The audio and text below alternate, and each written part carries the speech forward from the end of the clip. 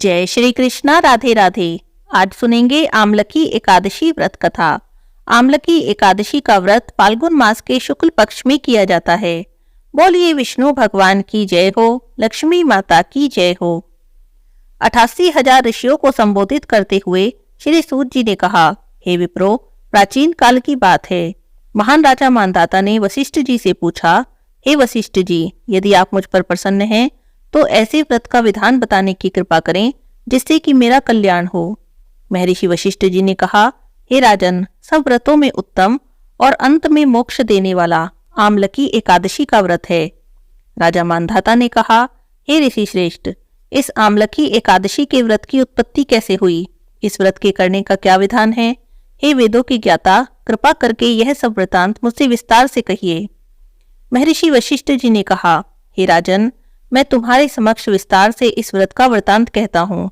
यह व्रत फाल्गुन मास के शुक्ल पक्ष में होता है और इस व्रत के फल से सभी पाप समूल नष्ट हो जाते हैं।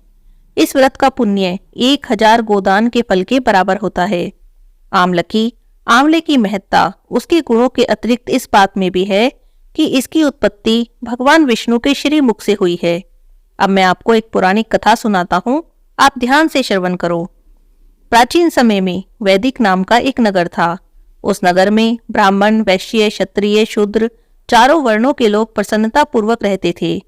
नगर में सदैव वेद ध्वनि गूंजा करती थी। उस नगरी में कोई भी पापी, दुराचारी या नास्तिक नहीं था।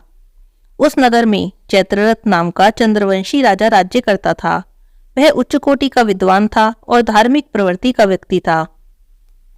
उसके राज्य में कोई भी गरीब नहीं था, कोई भी कंजूस नहीं था। उस राज्य के सभी लोग विष्णु भक्त थे।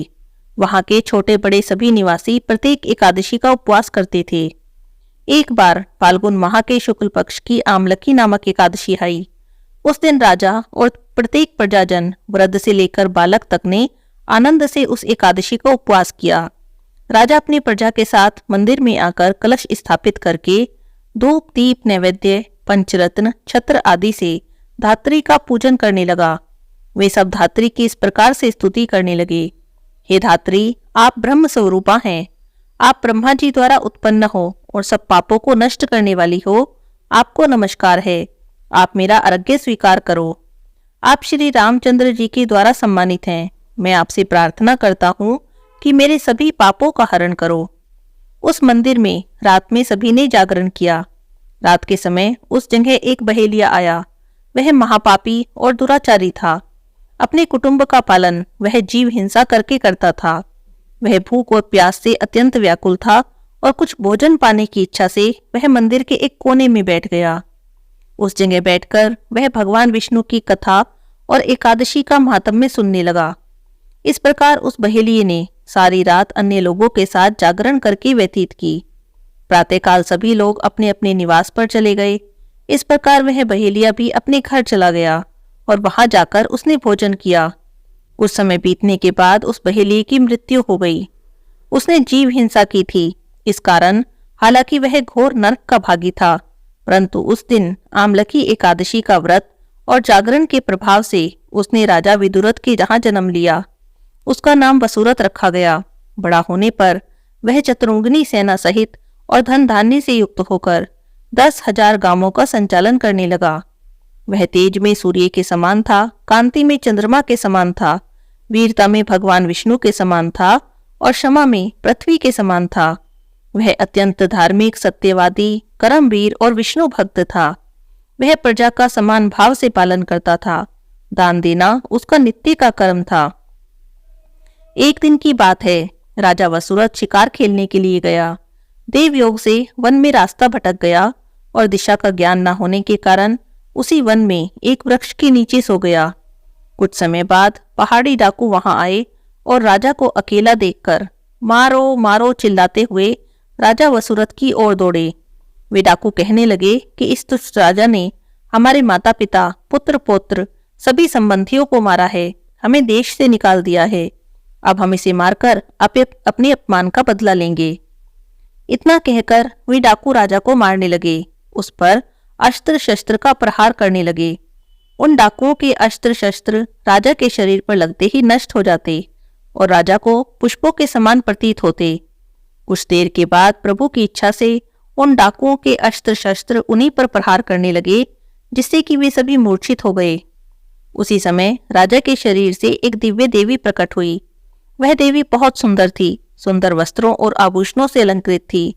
उनकी भ्रुकुटी टेढ़ी थी, उनकी आंखों से क्रोध की भीषण लपटें निकल रही थी। उस समय वह साक्षात काल के समान प्रतीत हो रही थी।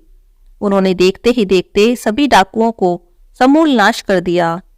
नींद से जागने पर राजा ने वहां पर डाकुओं को मृत पड़ा देखा। वह सोचने लगा कि इन्हें किसने मारा है, इस वन में भला मेरा कौन हितैषी रहता है।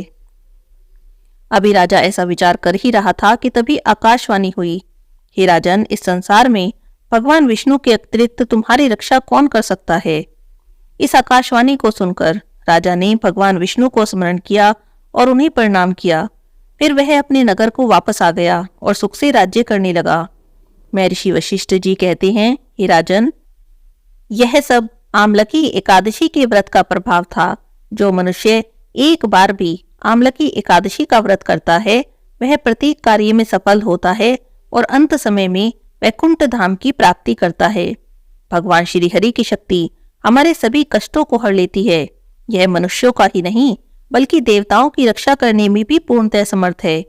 इसी शक्ति के बल से भगवान विष्णु ने मधुकैटभ नाम के राक्षसों का संहार किया था और इसी शक्ति से उत्पन्ना एकादशी बनकर मुर नामक असुर का वध करके देवताओं के कष्टों को हरा था और उन्हें सुखी किया था।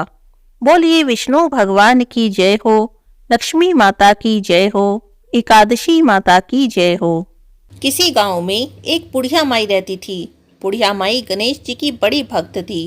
रोज गणेश जी की मूर्ति को मिट्टी से बनाती और उनकी पूजा करती। लेकिन उसके साथ एक समस्या थी। रोज गणेश जी की मूर्ति मिट्टी से बनाती थी और पूजा करती थी तो उसके गणेश जी रोज गल जाते थे।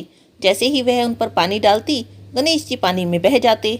इस बात से बुढ़िया माई बड़ी दुखी होती, लेकिन कर क्या सकती थी। वो रोज गणेश जी की मूर्ति बनाती रही और पूजा करती रही। एक दिन की बात है, उसके पड़ोस में एक सेठ जी का मकान बन रहा था। तब उसने देखा कि वहाँ पर मिस्त्री काम कर रहे हैं, तो मिस्त्री के पास गई और जाकर बोली कि तुम मेरे लिए पत्थर का गणेश जी बना दो। मैं गणेश जी की पूजा करती हूँ, रोज मिट्टी से गणेश जी बनाती हूँ, मेरे गणेश जी रोज बह जाते हैं, मुझे बड़ा दुख होता है, तुम मेरे लिए पत्थर का गणेश जी बना दो। तब मिस्त्री कहने लगे कि बुढ़िया माई, इतना हम तुम्हारा पत्थर का गणेश जी बनाएंगे, इतने में तो हम बहुत काम कर लेंगे, पूरी दीवार पूरी कर देंगे। जाओ, हमारे पास इतना समय नहीं है कि तुम्हारे गणेश जी बनाएं। मिस्त्री की बातें सुनकर बुढ़िया माई को बहुत बुरा लगा। उदास होकर वो अपने घर चली गई। बुढ़िया माई को उदास देखकर, अपने भक्त का ऐसा निरादर देखकर गणेश जी भगवान को क्रोध आ गया और सेठ की दीवार टेढ़ी हो गई। जब मिस्त्रियों ने दीवार बनाई तो देखा दीवार तो टेढ़ी है। उन्होंने दीवार गिरा दी, फिर से बनाने लगे। बार बार बनाते रहे, लेकिन जैसे ही दीवार बनाते दीवार टेढ़ी हो जाती। अब तो मिस्त्रियों को भी हैरानी होने लगी, ये सब क्या हो रहा है। करते करते शाम हो गई, लेकिन दीवार पूरी ना हुई। शाम को सेठ जी आए तो आकर देखते हैं कि आज कुछ भी काम नहीं हुआ। तो आकर मिस्त्री से बोले कि आज तुमने कुछ भी नहीं किया। तब मिस्त्री ने सारी बात बता दी। कहने लगे, सेठ जी, हम तो सुबह से दीवार बना रहे हैं, लेकिन जैसे ही दीवार पूरी करते हैं दीवार टेढ़ी हो जाती है, पता नहीं क्या हो रहा है।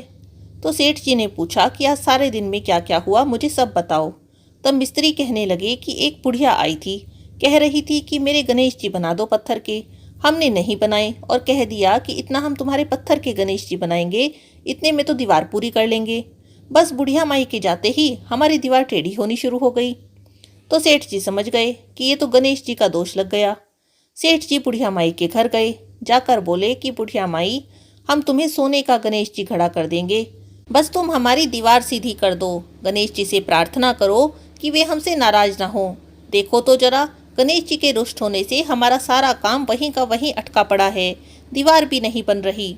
तब बुढ़िया माई सेठ जी के मकान पर गई और उसने गणेश भगवान से प्रार्थना की कि हे गणेश भगवान, आप इनसे रुष्ट ना हो। तब गणेश जी भगवान बुढ़िया माई की प्रार्थना स्वीकार करते हैं और सेठ की दीवार सीधी हो जाती है।